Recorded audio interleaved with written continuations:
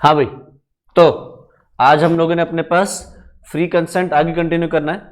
Last class में याद करो हमने डिस्कस किया था कि कंसेंट क्या है, फिर डिस्कस किया फ्री कंसेंट क्या है, फिर हमने डिस्कस किया कि अगर फ्री कंसेंट मिसिंग होगी तो क्या होगा, कॉन्ट्रैक्ट वॉइडेबल बन जाएगा। फिर हमने देखा कि फ्री कंसेंट कब कब नहीं होती, जब कंसेंट मिलती है थ्रू कोवर्जन, दूसरा undue influence, miss representation, fraud और मिस्टेक। जिनमें से तीन हम डिस्कस कर चुके थे, कोवर्जन, अनड्यू इन्फ्लुएंस और मिस रिप्रेजेंटेशन। कोवर्जन में डिस्कस किया था कि किसी को आप फिजिकली डरा धमका रहे हो, थ्रेटन कर रहे हो कि उसको नुकसान पहुंचाओगे, उसकी प्रॉपर्टी को नुकसान पहुंचाओगे, उससे किसी रिश्ता को नुकसान पहुंचाओगे, या फिर कोई भी ऐसा काम जो प्रोहिबिटेड है या फॉरबिडन है under the Indian penal code. ठीक, फिर हम देखा था अनड्यू इन्फ्लुएंस। अनड्यू इन्फ्लुएंस क्या है, एक पार्टी डोमिनेटिंग पोजीशन में है, वो अपनी डोमिनेटिंग पोजीशन का मिसयूज करके दूसरी पार्टी से को इन्फ्लुएंस करती है कि वो कॉन्ट्रैक्ट में एंटर करे। तो ऐसे कुछ रिश्ते होते हैं, हम डिस्कस किए थे वो रिश्ते जिनके अंदर अनड्यू इन्फ्लुएंस लग सकता है, और कुछ ऐसे रिश्ते भी थे जिनके अंदर नहीं लग सकता। और तीसरा हमने पढ़ा मिस रिप्रेजेंटेशन। मिस रिप्रेजेंटेशन में क्या था, आपने गलती से किसी को कोई चीज़ गलत बता दी, आपकी इंटेंशन नहीं थी कुछ गलत बताने की, चीट करने की, डिसीव करने की इंटेंशन नहीं थी, बट आपने कुछ स्टेटमेंट गलत बोल दी जो आपको लग रहा था सही था जबकि एक्चुअली में वो गलत है, तो उस वजह से सामने वाली पार्टी कॉन्ट्रैक्ट में एंटर कर गई। ठीक है, अब हमारे पास दो कॉन्सेप्ट इसके अंदर छोटे छोटे रह गए, एक फ्रॉड और दूसरा मिस्टेक। चलो जी देखते हैं हम अपने पास फ्रॉड क्या है और मिस्टेक क्या है। तो देखो फ्रॉड, फ्रॉड तुम्हें नाम से पता है कि भाई फ्रॉड क्या होता है। फ्रॉड में क्या होता है, एक आदमी तुम्हें झूठ बोलता है जानबूझ के, वो चाहता है कि तुम्हें झूठ बोले और तुम्हारे को चीट करे, है ना। तो फ्रॉड का यहाँ पे भी सेम चीज़ ये है कि जब एक इंसान किसी को कोई चीज़ गलत बताता है with the intention to deceive, मतलब उसकी इच्छा है चीट करने की, फ्रॉड करने की, तो और फिर सामने वाले से कॉन्ट्रैक्ट में एंटर करवा के उससे किसी भी तरीके से कोई अनफेयर एडवांटेज या अनफेयर बेनिफिट लेने की कोशिश अगर कर रहा है तो वो क्या है, दैट टैंटामाउंट्स टू फ्रॉड। तो देखो क्या लिख रहा है, the term fraud includes all the acts committed by a person with a view to deceive another person. To deceive means to induce a man to believe that a thing is true which is false. Fraud is a false statement, गलत statement या willful concealment of a material fact with the intent to deceive another party। तो एक जानबूझ के एक false statement है या जानबूझ के आपने willfully कोई इंपॉर्टेंट फैक्ट, मटेरियल फैक्ट का मतलब क्या है, इंपॉर्टेंट। जब भी ये वर्ड लॉ में आए मटेरियल, समझ लेना मटेरियल का मतलब क्या है, इंपॉर्टेंट या वेरी बिग।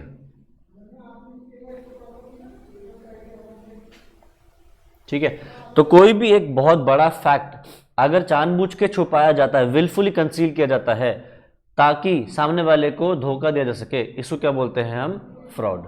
ठीक है, अब देखो फ्रॉड के ऊपर सेक्शन 17 क्या कहता है। देखो section 17 of the contract act states that fraud means and includes any of the following acts. तो सबसे पहला फॉल्स स्टेटमेंट, ये तो समझ में आ जाता है, आपने एक गलत स्टेटमेंट जानबूझ के बोली कि आप कोई चीज़ फॉर एग्जांपल कॉन्ट्रैक्ट कर रहे हो और उसमें मैं जैसे तुम्हें कह रहा हूँ कि मैं तुम्हें ये मोबाइल 50,000 रुपये में बेचूंगा, ठीक है, और इस फ़ोन के अंदर वो है, इस फ़ोन के अंदर मान लो वायरलेस चार्जिंग है, इस फ़ोन के अंदर तुम क्या कर सकते हो, कैमरा क्वालिटी इसका बेस्ट है, और मैं अलग अलग चीज़ें तुम्हारे को बता रहा हूँ जो कि एक्चुअली में इसके अंदर नहीं है, झूठ बोल रहा हूँ, तो वो क्या है, फॉल्स स्टेटमेंट है। और फॉल्स स्टेटमेंट ऑटोमेटिकली क्या बन जाता है, फ्रॉड बन जाता है। ठीक है, तो क्या लिख रहा है, the suggestion as to a fact of that which is not true by one who does not believe it to be true. लंबी चौड़ी कहानी, a false statement intentionally made is fraud. Next है एक्टिव कंसीलमेंट।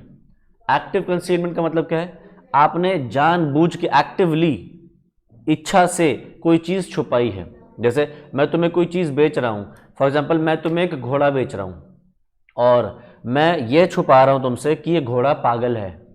होता है ना, कुछ कुछ घोड़े पागल होते हैं, जानवर पागल भी होता है, तो मैं जानबूझ के तुमसे बात छुपा रहा हूँ, मैं कहता देखो कितना बढ़िया घोड़ा है, ब्राउन कलर का है, लंबी पूंछ है, कितने स्ट्रॉन्ग मसल्स हैं देखो इसके।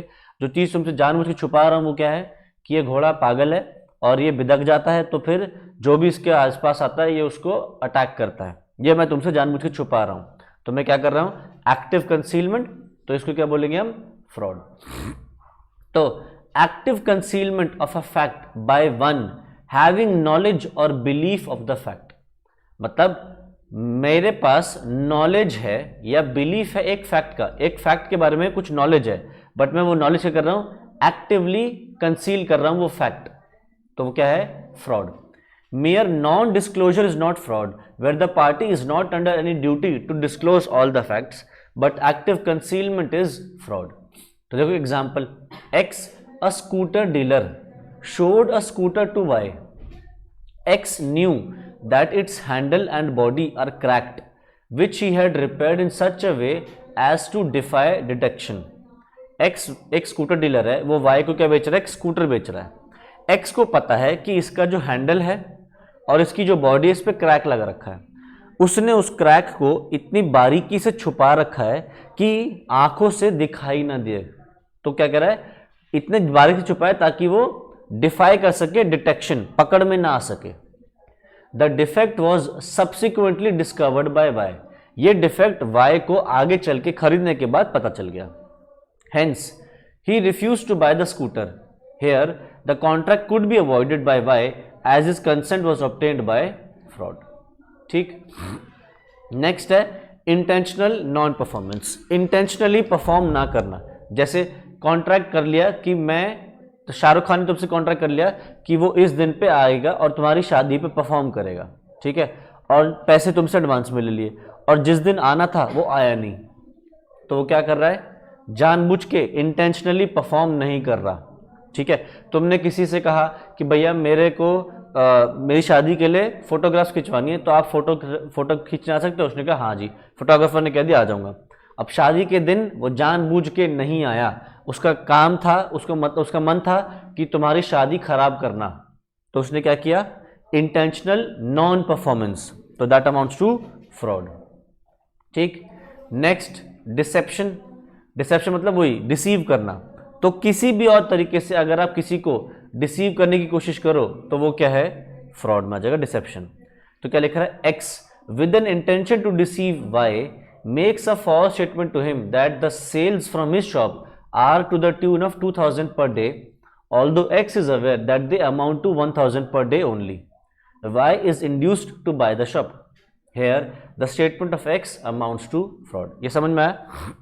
एक बंदा दुकान खरीद रहा था, कमर्शियल एरिया में दुकान खरीदना चाह रहा था, तो एक आदमी ऑलरेडी दुकान खोल के बैठा हुआ था, तो कहता भैया अपनी दुकान बेचोगे? उसने कहा हाँ मैं बेचूंगा। उसने पूछा यहाँ पे बताओ हर महीने हर रोज़ की कितनी सेल हो जाती है, कस्टमर्स कितने आ जाते हैं? तो उसने बोल दिया हर रोज़ के यहाँ पे 2000 रुपये की सेल मेरी आराम से हो जाती है। यानी कि अगर 2000 एक दिन का है तो 30 दिन का कितना हो जाएगा, 2000 एक दिन का है तो 30 दिन कितना हो जाएगा, हाँ क्या, तो 30 दिन का 15,000 होगा। नालायक, कौन सी क्लास में मैथ्स छोड़ दी थी? 60,000 15,000, 3,000 अगर एक, सॉरी 3,000 बोल रहा था मैं, 2,000 अगर एक दिन का है, हाँ 2,000 अगर एक दिन का है तो 30 दिन का कितना हो जाएगा, 60,000 रुपये। जबकि एक्चुअली में सेल कितनी हो रही थी, 1000 पर डे।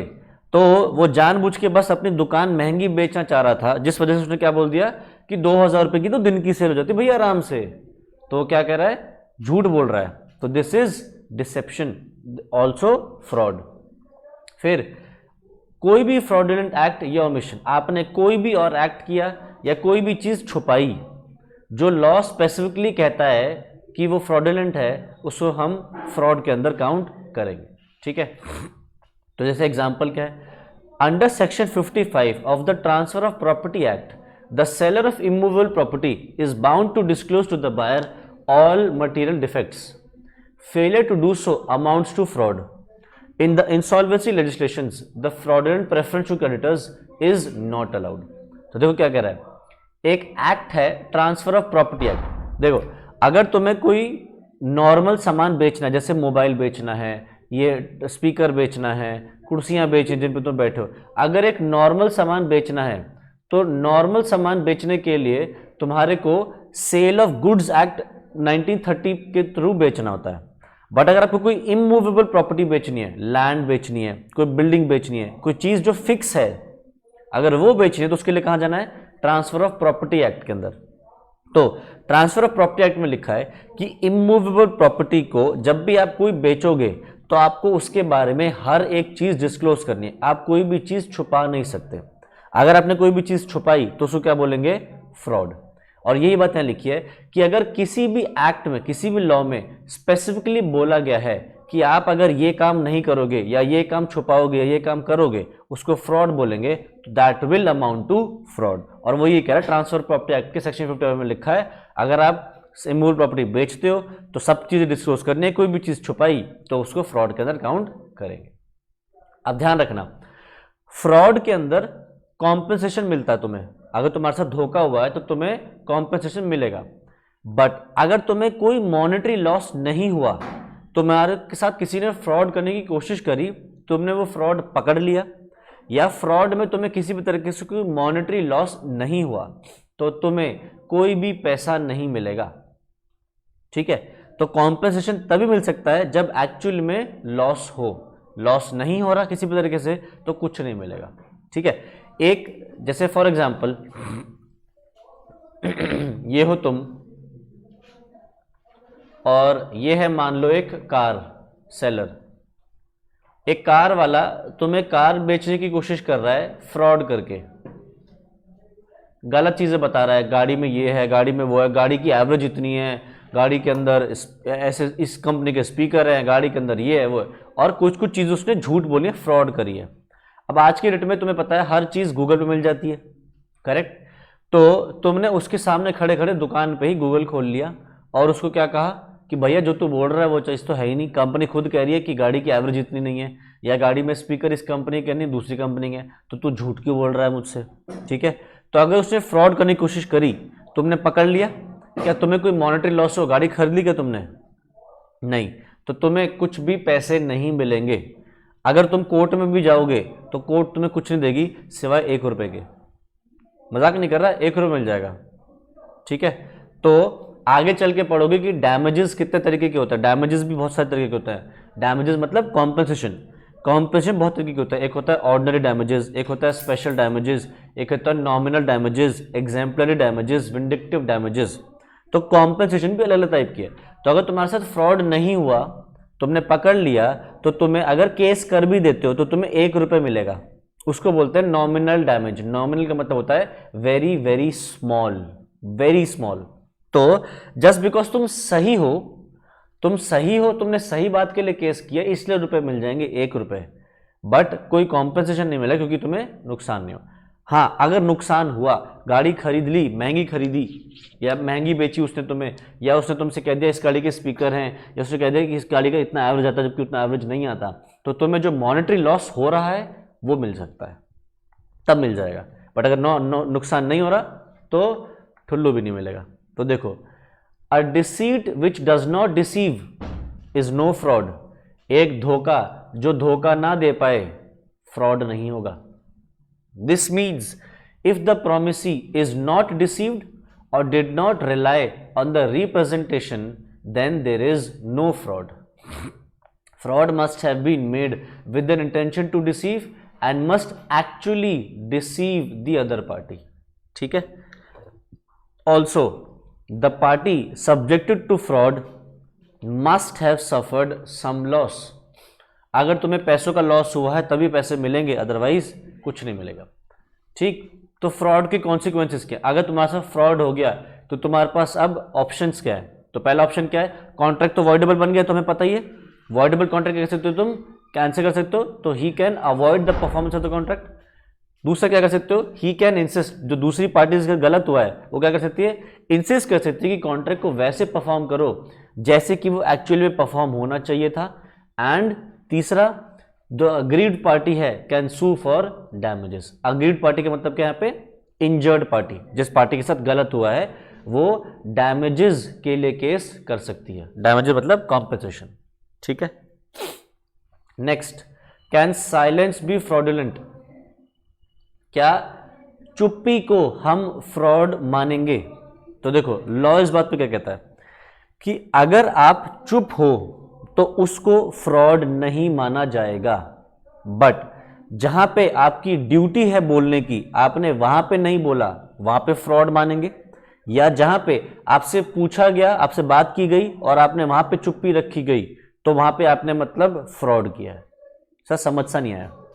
देखो, अगर एक चीज तुम दुकान पे खरीदने जाओ, कोई भी चीज दुकान पे खरीदने जाओ, तो उसके अंदर हर सामान के प्रोज, हर सामान के कॉन्स होंगे या नहीं? करेक्ट। तो अगर एक सेलर जो सामान बेच रहा है अपने प्रोडक्ट के कॉन्स, डिसएडवांटेज या उसके अंदर जो प्रॉब्लम्स हैं वो बता देगा, तो क्या तुम खरीदोगे? नहीं। तो इस तरीके से तो दुनिया में कोई भी सामान नहीं बिकेगा, क्योंकि हर चीज के प्रोज हैं, हर चीज के कॉन्स हैं। कोई भी चीज परफेक्ट है, जैसे इंसान परफेक्ट नहीं, हर चीज परफेक्ट नहीं है। तो अगर सेलर जो चीजें उसकी ड्यूटी है बताने की वो नहीं बता रहा, तब तो फ्रॉड है। बट अगर कोई चीज ड्यूटी नहीं है बताने की, वो अगर उस बात पे चुप है, तो उसने फ्रॉड नहीं किया, ठीक है। जैसे कि फॉर एग्जांपल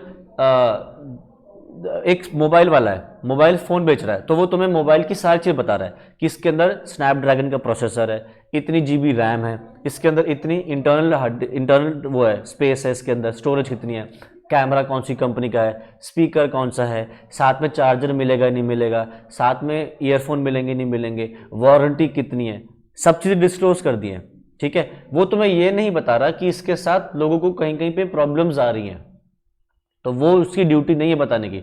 वो सबके साथ प्रॉब्लम नहीं आ रही, उस फोन के साथ कभी किसी किसी के साथ प्रॉब्लम आ रही है, तो वो चीज़ें वो तुम्हें नहीं बता रहा। बट फोन की सारी चीज़ें जो उसके अंदर हैं, वो सब चीज़ें तुम्हें बता रहा है, तो वहाँ पे वो उसकी ड्यूटी कंप्लीट कर रहा है। तो this does not amount to fraud. But अगर तुमने कोई चीज़ स्पेसिफिकली पूछी और उस बात पे उसने चुप्पी रखी, तो तुम क्या मानोगे कि तुम जो चीज़ पूछ रहे हो उसका जवाब पॉजिटिव में है या नेगेटिव में है? उसके चुप्पी नेगेटिव मतलब तुम कह रहे हो कि वो गलत है, छुपा रहा है? नहीं। अगर तुमने कोई चीज पूछी और उसने उस बात पे चुप्पी रखी मतलब उस बात पे उसने कोई जवाब नहीं दिया, तो इट मीन्स कि वो तुम्हारी बात को जो तुमने कहा है वो ठीक है, वो तुम जो कह रहे हो वो ठीक है। तुमने पूछा भैया क्या इस फोन में कोई प्रॉब्लम तो नहीं है, वो तुम्हें और चीजें गिनाता चला गया और उसने उस क्वेश्चन को अवॉइड कर लिया, तो तुम क्या मान लोगे? वो तुम्हें फोन के फीचर्स बता रहा, पता है इसमें ये है, पता है इसमें ये है, पता है इसमें ये है, भाई कोई प्रॉब्लम तो नहीं है, अरे सुनो तो सही, आगे सुनो, इसमें ये भी है, इसमें वो भी है, इसमें ये भी है। तो तुम्हें इतनी सारी अच्छी चीजें गिना दी और तुम्हारे वो सवाल का जवाब नहीं दिया जो तुमने पूछा था कि ये फोन अच्छा है या नहीं। तो जब तुम्हें वो इतने सारे प्रोज बता रहा है अपने सामान के, तो तुम क्या मानोगे कि भैया फोन अच्छा ही होगा, इतनी तारीफ कर रहा है, जब इतने लोग खरीद रहे हैं तो क्या मानेगा? वहां पे तुमसे पूछा गया, उस सेलर से पूछा गया, तब उसने नहीं बताया कोई चीज, फिर वहां पे उसने फ्रॉड किया है, ठीक। तो देखो, अगर लॉ की लैंग्वेज पढ़ोगे तो समझ नहीं आएगी, बट अब क्योंकि मैंने समझा दिया कि क्या है, तो तुम्हें अब जल्दी समझ में आएगा। तो देखो, मेयर साइलेंस मतलब सिर्फ चुप्पी, किसके बारे में? As to facts likely to affect the willingness of a person to enter into a contract is not a fraud.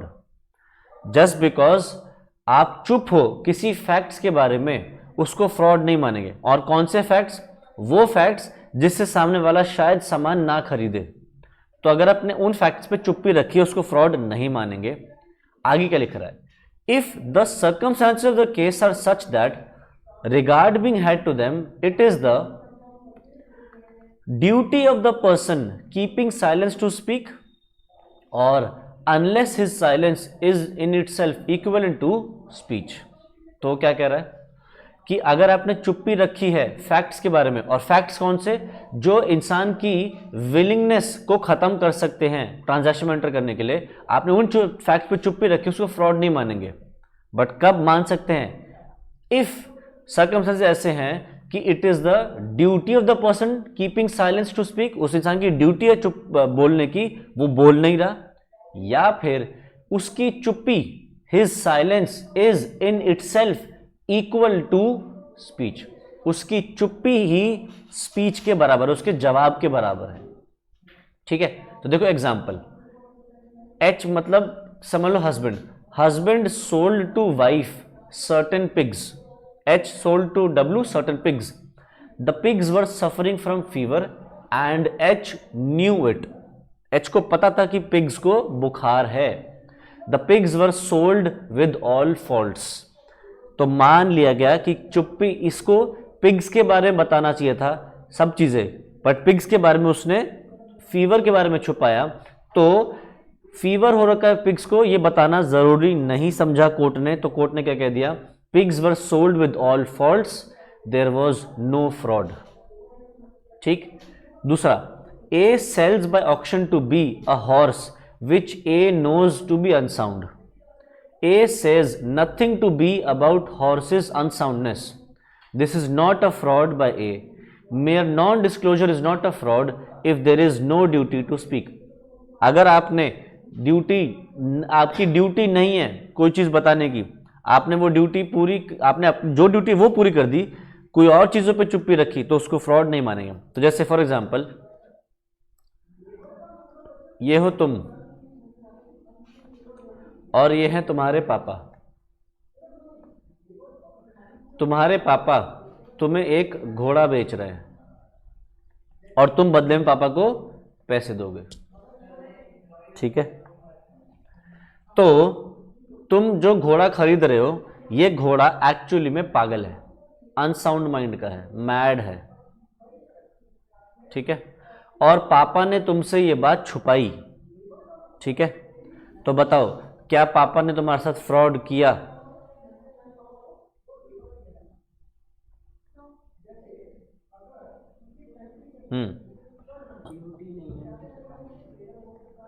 यहां पे पापा ने तुम्हारे साथ फ्रॉड किया है।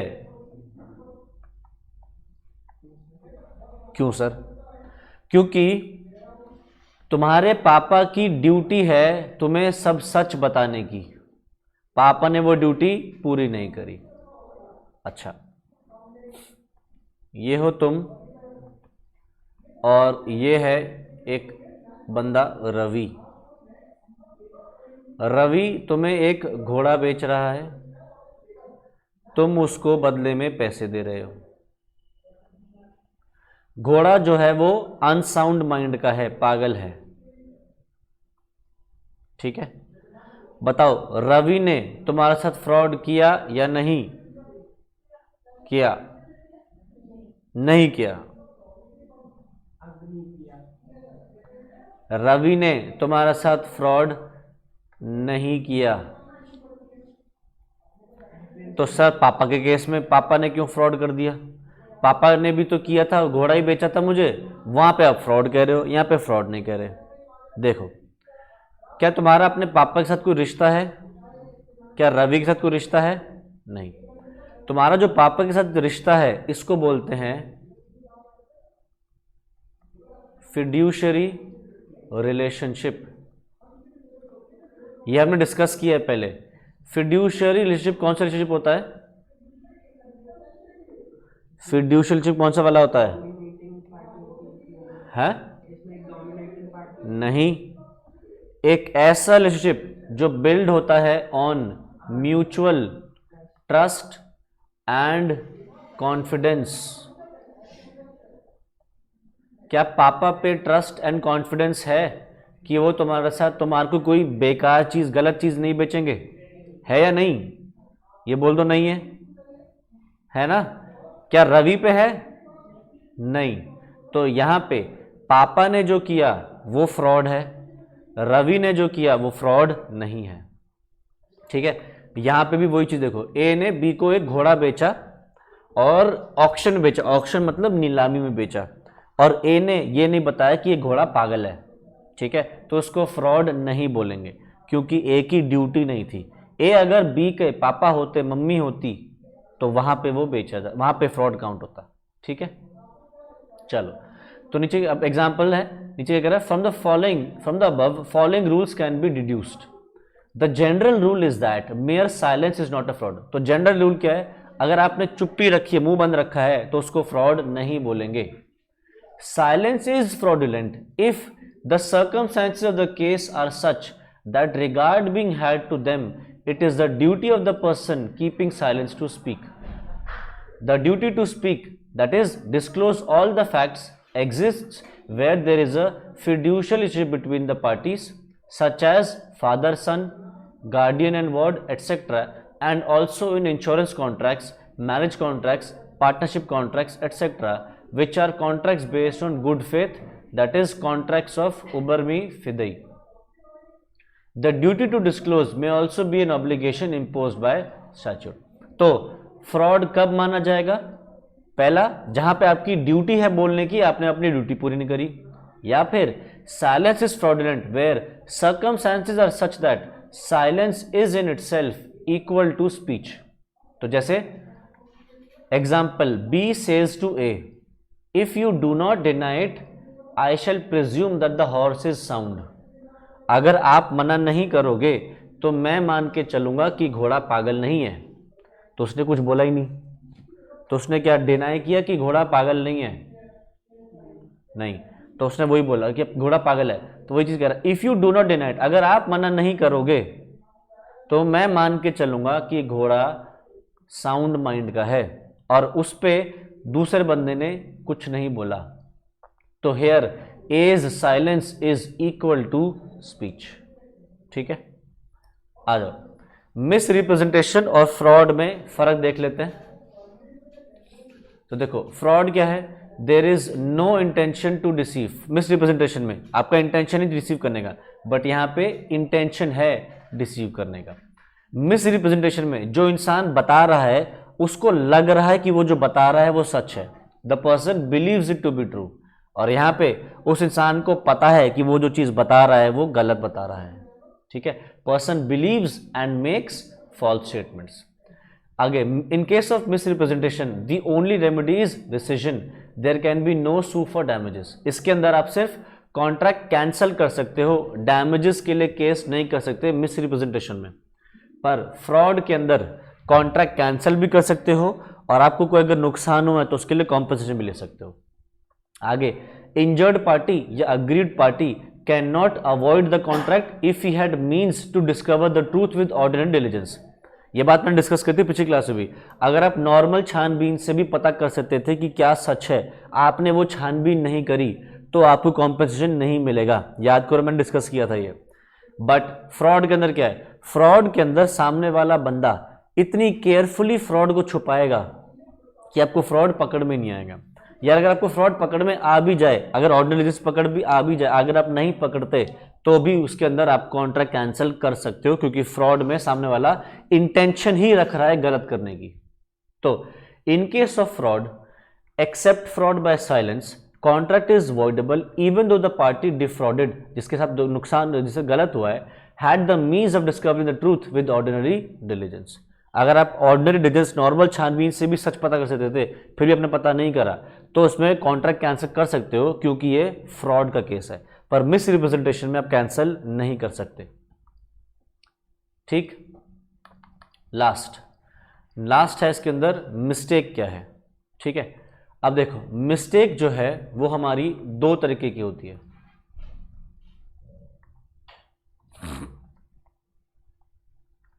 एक होता है मिस्टेक ऑफ लॉ और एक होता है मिस्टेक ऑफ फैक्ट। ठीक है, मिस्टेक ऑफ लॉ के अंदर दो होते हैं, mistake of general laws of the country, और दूसरा होता है mistake of foreign law.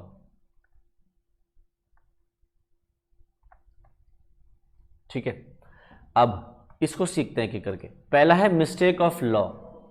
Mistake of law का मतलब क्या है? आप ये कह रहे हो, ओहो सॉरी, मुझे कानून नहीं पता था, मुझे नियम नहीं पता थे, मुझे लॉ नहीं पता था।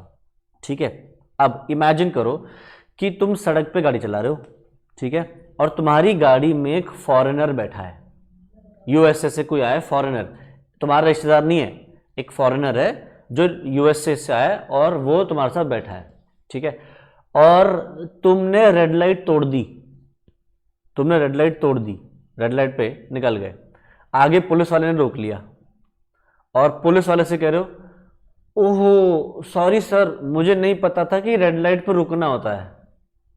बताओ वो फॉरेनर तुम्हें देख के क्या कहेगा? पागल ही बोलेगा। क्यों?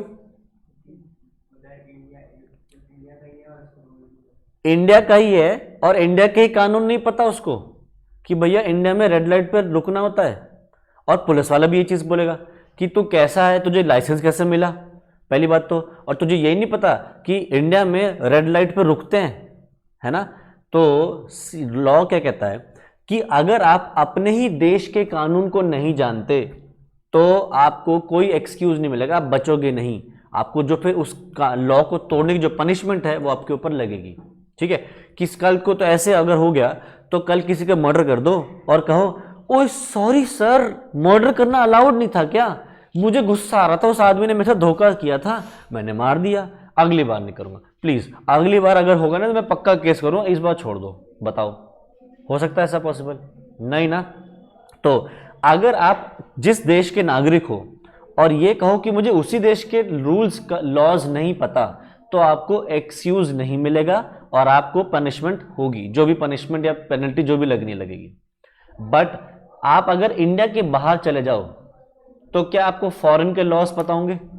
या जो फॉरेनर तुम्हारी गाड़ी में बैठा है क्या उसको इंडिया के लॉज पता होंगे? नहीं। तो फिर लॉ क्या बोलता है, अगर आपसे मिस्टेक हुई है फॉरेन लॉ के रिगार्डिंग तो उसको हम ट्रीट करेंगे जैसे कि हम ट्रीट करते हैं मिस्टेक ऑफ फैक्ट्स के लिए। जो ट्रीटमेंट मिस्टेक ऑफ फैक्ट में होता है वही ट्रीटमेंट हम फॉरेन लॉ के लिए करेंगे। बट अगर आप general laws of the country नहीं जानते तो देयर इज नो एक्सक्यूज। तो इसके लिए एक फ्रेज यूज किया जाता है, ignorance of law is no excuse. ये है सब बुक में, ignorance of law is no excuse,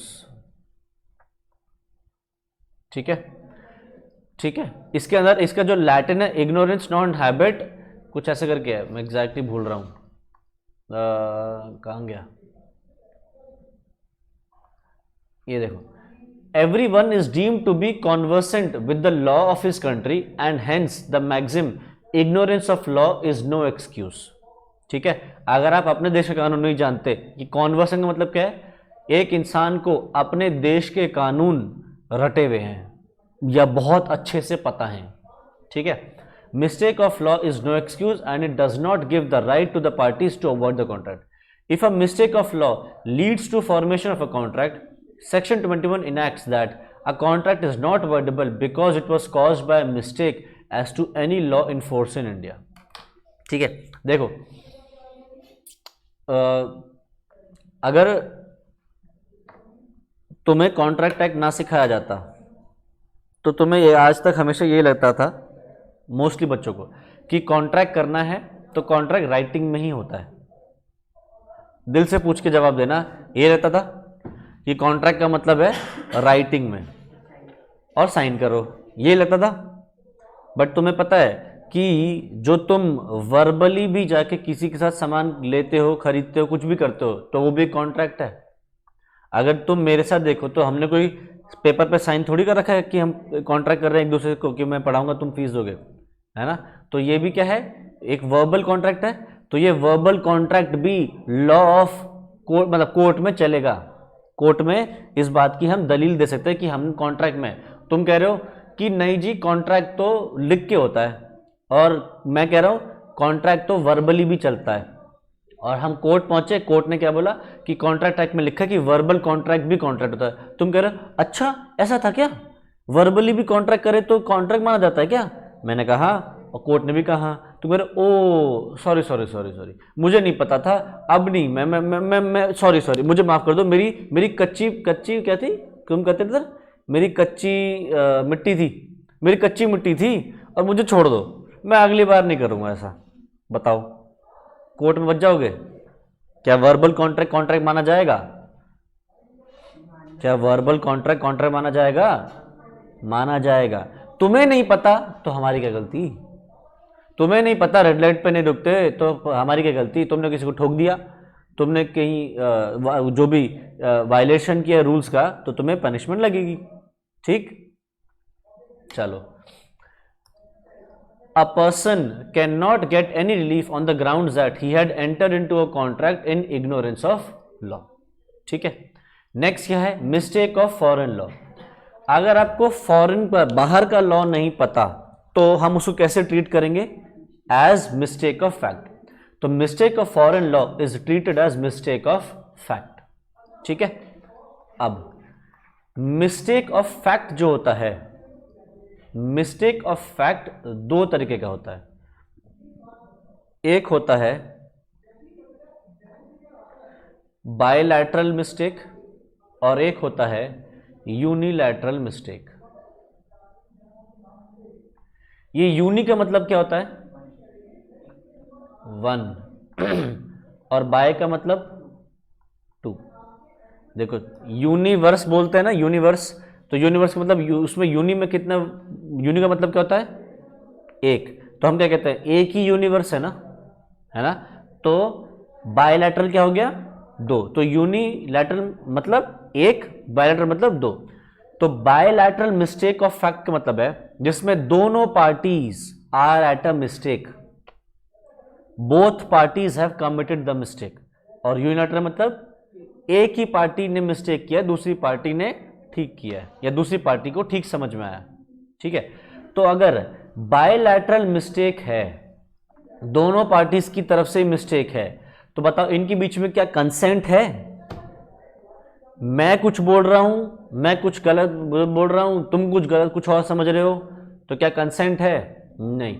तो यहां पे अग्रीमेंट वॉइड हो जाता है, दोनों पार्टीज ही मिस्टेक पे।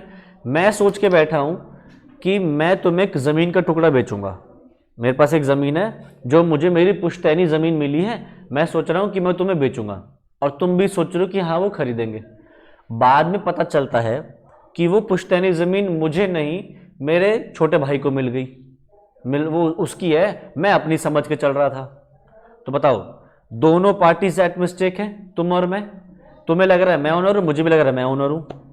तो यहां पे हम दोनों जिस चीज के ऊपर अग्रीमेंट कर रहे थे वो चीज मेरी थी ही नहीं, तो ये क्या हो गया, एक बायलैटरल मिस्टेक हो गया, और यहां पे ये अग्रीमेंट क्या हो गया, वॉइड हो गया। ठीक है, तो मिस्टेक जो बायलैटरल मिस्टेक है ये किस किस चीज की हो सकती है?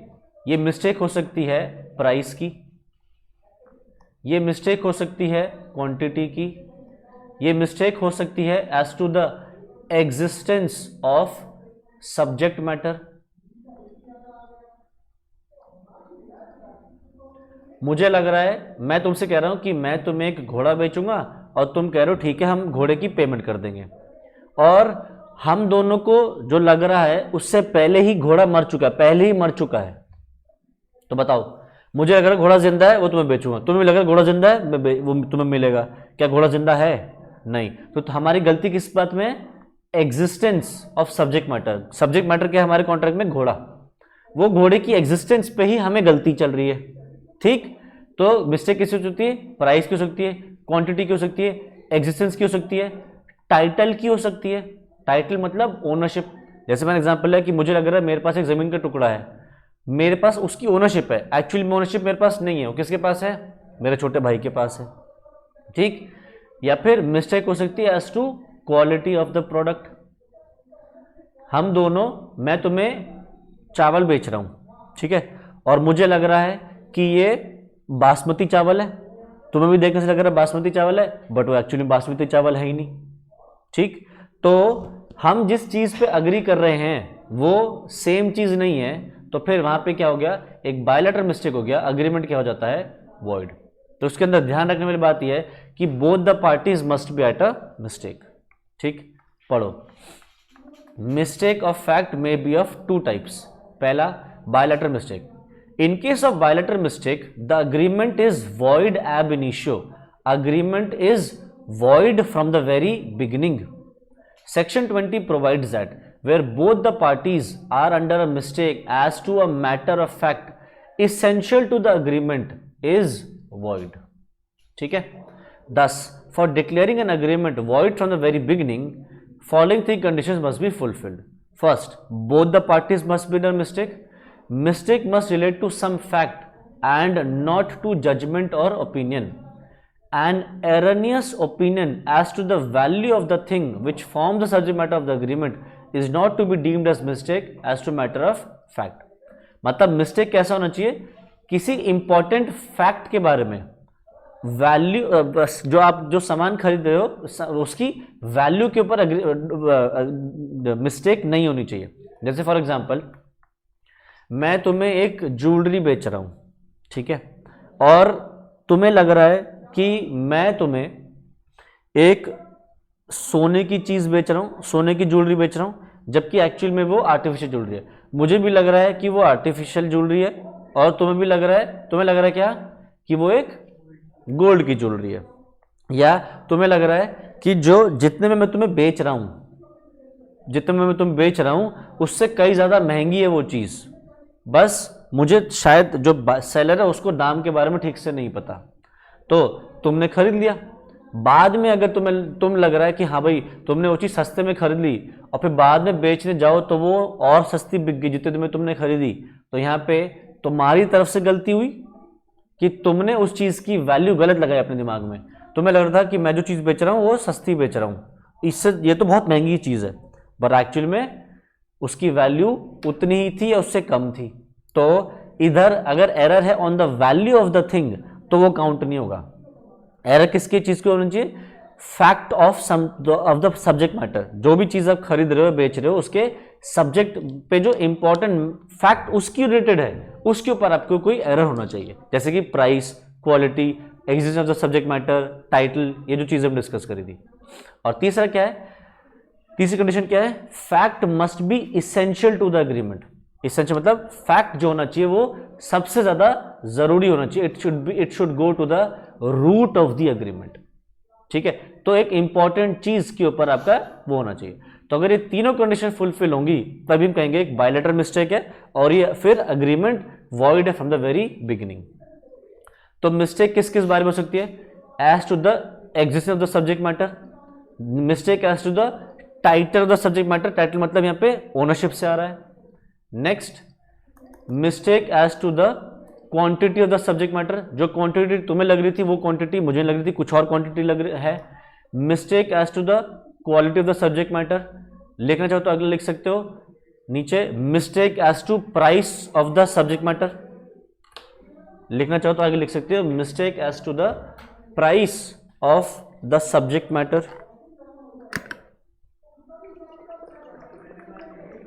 ठीक है,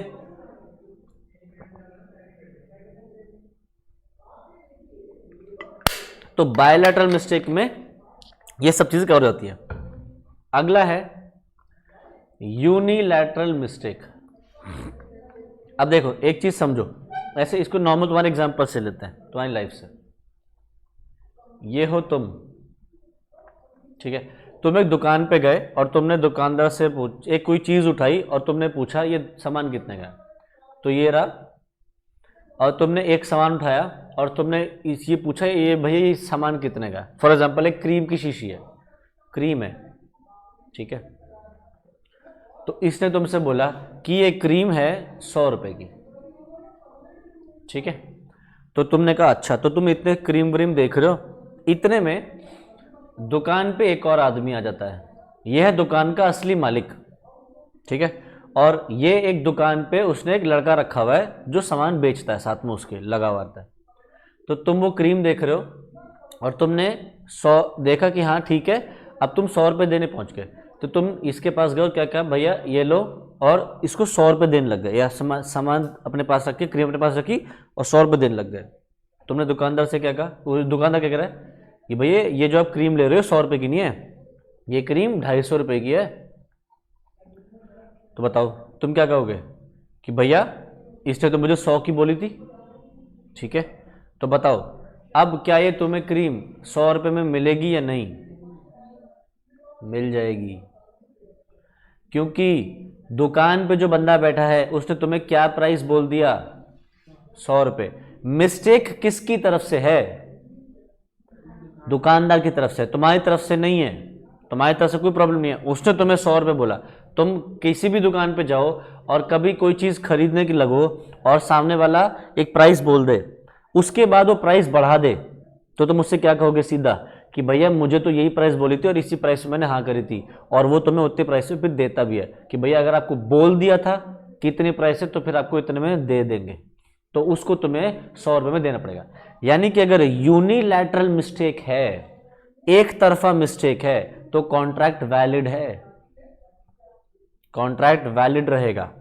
ठीक है, तो देखो, where only one of the contracting parties is mistaken as to a matter of fact, the mistake is a unilateral mistake. Regarding the effect of a unilateral mistake on the validity of contract, section 22 provides that a contract is not voidable, voidable नहीं होगा merely because it was caused by one of the parties to it being under a mistake as to a matter of fact. तो आगे लिख लो, contract remains valid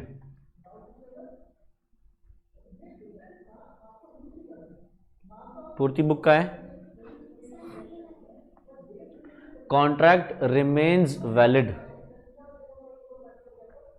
ठीक है, तो law regarding unilateral mistake, तो क्या है लॉ, सिंपल रूल क्या है, कॉन्ट्रैक्ट वैलिड है।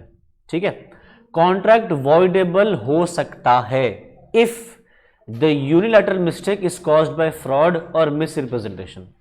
अगर आपसे कॉन्ट्रैक्ट करवाया गया है मिस रिप्रेजेंटेशन या फ्रॉड से, तब एक ही पार्टी मिस्टेक पे है, तब वहां पे कॉन्ट्रैक्ट वॉइडेबल है। ठीक है, धोखा किया तुम्हारे साथ, तो तुम्हें गलती लगी, गलती तुम्हें लगी कि तुम्हें जो प्राइस दी जा रही है वो सही है, या तुम्हें जो सामान दिया जा रहा है वो सही है, जबकि एक्चुअली में उसके अंदर कुछ है नहीं, खोखली सामान है। जैसे आजकल देखोगे ना, फोन आता है, निकल के आता है अमेजोन से एक डब्बा, उसके अंदर निकलती है ईंट, मंगाते हो फोन, करेक्ट, तो फ्रॉड हो रहा है तुम्हारे साथ। तो क्या हो रहा है, तुम जो देख रहे हो, या जो तुम जो फॉर एग्जांपल सामान मंगा रहे हो, अमेजोन से एक टी शर्ट मंगाई, कलर फोटो में आ रहा है ब्लू, और जब कलर घर पहुंचा तो निकला ग्रीन, है, हो जाता है ना। तो अगर इस तरीके का मिस्टेक है तो तुम्हारे साथ, तुम्हारी तरफ गलती हो रही है थ्रू या तो फ्रॉड या फिर मिस रिप्रेजेंटेशन, गलती, एक गलत पिक्चर डाल दी गई और गलत पिक्चर या गलत सामान भेज दिया गया। तो यहाँ पे मिस रिप्रेजेंटेशन या फ्रॉड की वजह से एक मिस्टेक हो रही है, तो यहाँ पे कॉन्ट्रैक्ट वॉइडेबल है, यहाँ कॉन्ट्रैक्ट कैंसिल करने की ऑप्शन मिल जाती है। ठीक है, और तीसरा, अग्रीमेंट वॉइड हो सकता है from the very beginning. Unilateral mistake है, एक तरफा मिस्टेक है, तो उसमें agreement void from the very beginning भी हो सकता है। दो सिचुएशंस है वहां पे, जहां पे mistake as to identity of the person contracted with where such identity is important. तो देखो, इसको ऐसे समझो, ये हो तुम, ठीक है, और तुम आए कि भैया हमें लॉ पढ़ना है, ठीक है, और हमें लॉ किससे पढ़ना है, अभिजीत सर से पढ़ना है। ठीक है, तो तुम आए लॉ मुझसे पढ़ने कि हमें तो जी सर से ही पढ़ना है। मान लो यहां पे लॉ के एक और टीचर है, फॉर एग्जांपल, है तो नहीं, मान लो यहां पे है, फॉर एग्जांपल उन टीचर का नाम है रवि।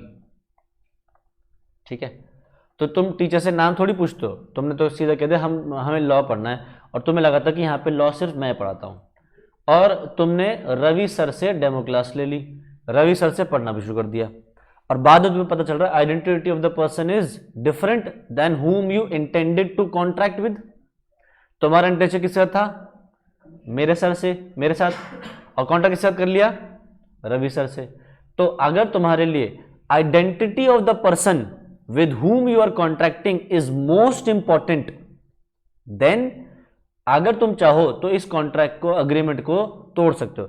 गलती किसके एंड से है, तुम्हारे या रवि सर के एंड से, तुम्हारे। तुम्हें लग रहा था कि तुम जिसके साथ कॉन्ट्रैक्ट कर रहे हो वो अभिजीत सर है, बट एक्चुअली में वो रवि सर है। यूनिलैटरल मिस्टेक है, बट तुम्हारे लिए identity of the person was most important. Identity क्या थी, इधर, तो फिर यहां पे तुम कॉन्ट्रैक्ट कैंसिल कर सकते हो। ये अग्रीमेंट वॉइड एब इशू है, क्योंकि यहां पे तुम्हारी कंसेंट ही नहीं है। तुम्हारी कंसेंट थी टुवर्ड्स मी, बट कंसेंट चलेगी towards Ravi sir by mistake, तो यहां पे अग्रीमेंट कैंसिल कर सकते हो। ठीक है, बट अगर तुम आए हो लॉ पढ़ने, तुम्हारे लिए identity of the person important नहीं है, तुम्हें था कि भैया हमें तो लॉ पढ़ना है, अब लॉ के लिए 2 टीचर है, रवि सर और मैं, और रवि सर से तुम्हारी क्लास हो जाती है और तुम्हें पसंद आ जाता है, ठीक है। फिर बाद में पता चलता है कि मेरी क्लासेस ज़्यादा अच्छी होती हैं या मेरी क्लासेस में ज़्यादा कुछ होता है एक्स्ट्रा, रवि सर के में कुछ कम होता है। क्या अब कॉन्ट्रैक्ट कैंसिल कर सकते हो? नहीं, क्योंकि यहाँ पे तुम्हारे लिए identity of the person was not important, तुम्हारे लिए था हमें बस लॉ पढ़ना है। तो यहाँ पे फिर रवि सर पढ़ा रहे हैं या मैं पढ़ा रहा हूँ, एक ही बात होगी, फिर तुम कॉन्ट्रैक्ट कैंसिल नहीं कर पाओगे। यहाँ पे identity of the person was not important, ठीक। अच्छा, दूसरा एक केस होता है जहां पे एक तरफा मिस्टेक है बट उसको हम अग्रीमेंट को वॉइड मान सकते हैं। कहां पे? जैसे ऐसे समझो, ये हो तुम, ठीक है, और तुम एक पेपर पे साइन कर रहे हो, तुम्हें लग रहा है कि जो तुम्हारा ये पेपर है ये तुम्हारे फाउंडेशन का एग्जाम फॉर्म है, तुम इस पे साइन कर दो, ठीक है, और तुमने बिना देखे साइन कर दिया और वो जो डॉक्यूमेंट था वो निकला तुम्हारी प्रॉपर्टी का पेपर, जिसके अंदर तुम्हारी सारी प्रॉपर्टी मुझे मिल रही थी, ठीक है। तो बताओ तुम क्या सोच के बैठे थे, साइन कहां कर रहे हो? अपने फाउंडेशन का एग्जाम फॉर्म, और क्या निकला? तुम्हारी प्रॉपर्टी के पेपर जो मुझे मेरी तरफ ट्रांसफर हो गए। तो लॉ ये कहता है कि यहां पे the mind of the person, yes, the mind of the signatory, signatory मतलब जो साइन कर रहा है, the mind of the signatory is not matching his sign, या कह सकते हैं the signatory is not aware of the document that he is signing. तो फिर यहां पे कंसेंट इज एब्सेंट, मैं कह सकता हूं कंसेंट इज एब्सेंट या कंसेंट इज मिसिंग। मैं तुमसे प्रॉपर्टी के पेपर पर साइन करवा रहा हूं और तुम्हें लग रहा है कि तुम साइन कर रहे हो किसको?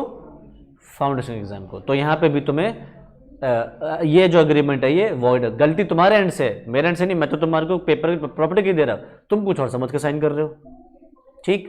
तो देखो इसको जल्दी से पढ़ना एक बार, एक ये नीचे mistake as to identity of the person, इसके अंदर एक केस स्टडी पढ़ो।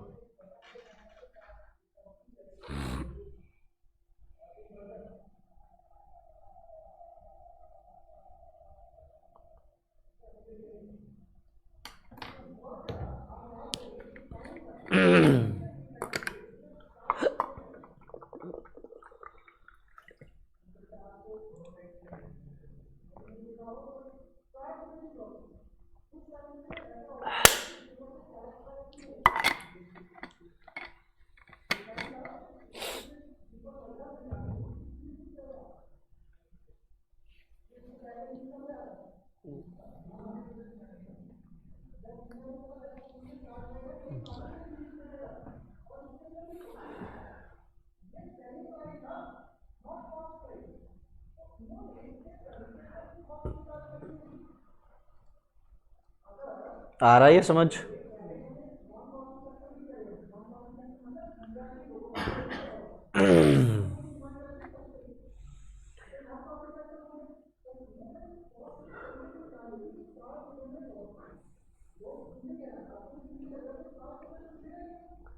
आ रहा है?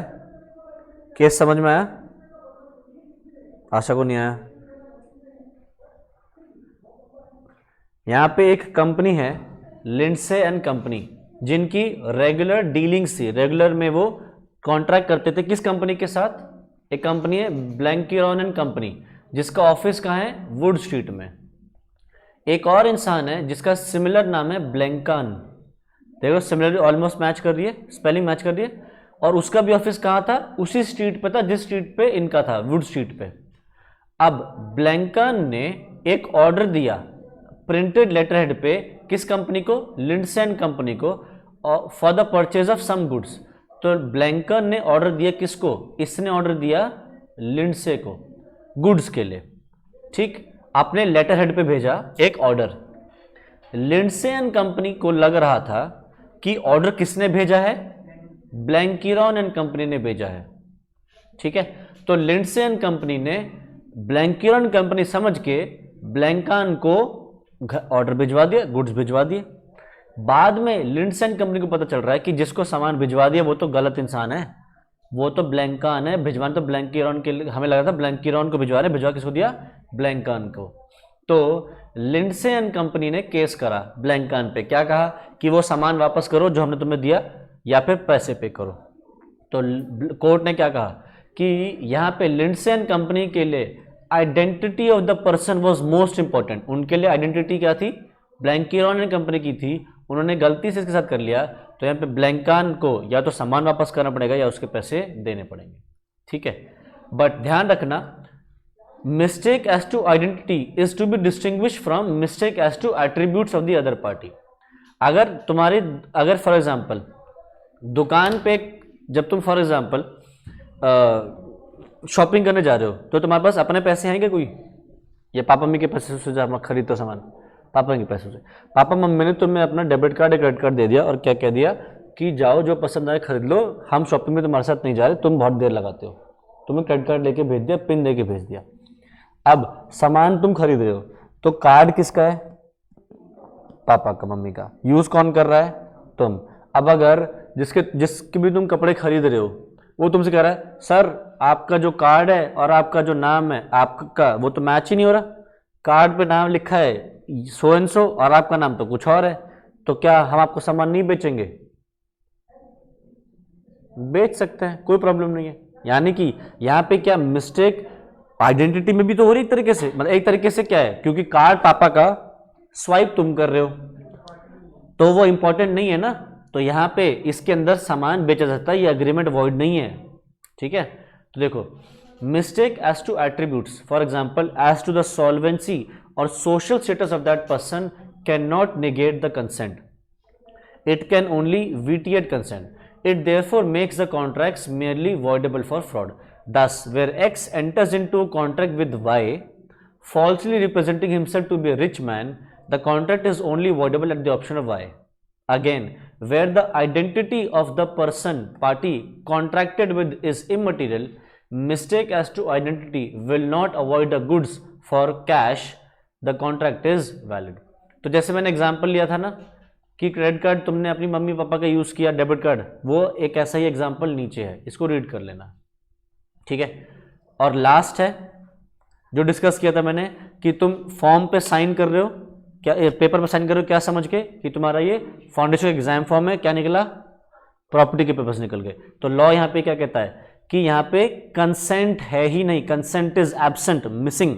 तो यहाँ पे the mind of the person, the mind of the signatory is not meeting his signature, तो इसलिए उसको वॉइड माना जाएगा, void from the very beginning. तो देखो, mistake as to the nature and character of a written document, the second circumstance in which even a unilateral mistake may make a contract absolutely void is where the consent is given by a party under a mistake as to the nature and character of a written document. The rule of law is that where the mind of the signatory did not accompany the signature, that is, he did not intend to sign, in which contemplation of law he never did sign the contract to which his name is appended and agreement is void ab initio. ठीक है, तो एक example है, case है foster versus McKinnon, and old illiterate man was made to sign a bill of exchange by means of a false representation that it was a guarantee. It was held that the contract was void. ठीक है, तो यहां से हमारा free consent वाला chapter भी खत्म हो गया। ठीक है, बताओ इस चैप्टर में किसी को कोई डाउट, कोई चीज पूछे तो बोलो।